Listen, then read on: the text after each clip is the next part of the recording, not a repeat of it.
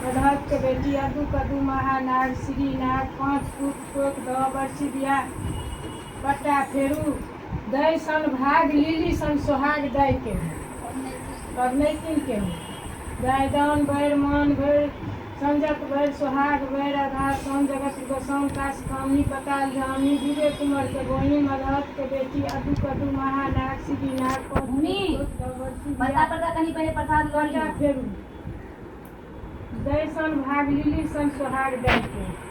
Lily के भाग छलन सोहाग छलन बड़ आ दै के इहो कथा छै। हाँ दैयो के कथा दै के कथा छै आ बरसी राजा जे बिहार जाइ छथिन आ चंगाइ से दुनू भाइ छलखिन आ लीली बिसरि जाइ छै हमरो नहि ओतेक कबिया दोसर दैदान बैर मान बैर संजत बैर सोहाग बैर आधार सोन जगत गोसाउन काश कामनी पता जामी विजय कुमार के बहिन अधहत के बेटी अदू कदू महानाग श्रीनाग 5 फूट टोक द बरसी दिया लीली सन सोहाग दैसन भाग पट्टा फेरू जय ओना ने उल्टाबै नहि छै। हाँ जय के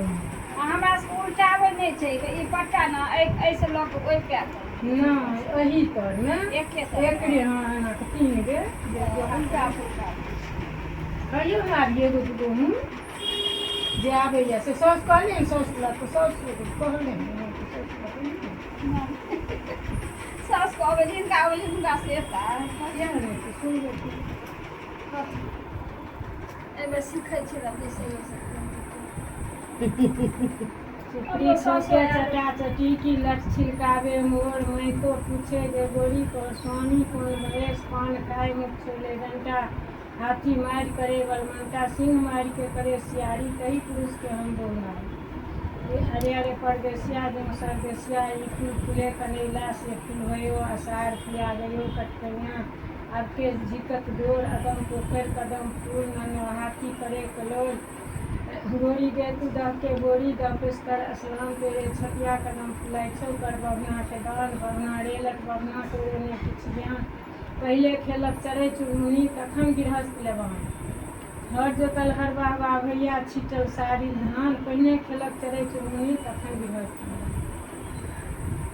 वएह जे लीली के कहै छै वएह बिसरि अरे अरे रसिया जो सरदेसिया